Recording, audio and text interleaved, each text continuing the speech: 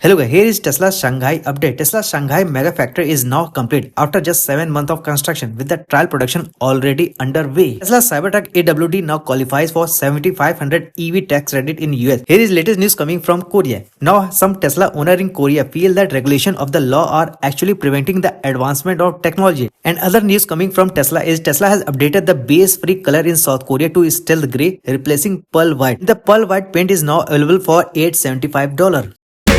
Everything I do, so instinctive and so passionate. Every word I move, so descriptive like an adjective. I got a vendetta against people who patented being negative when you should be getting after it.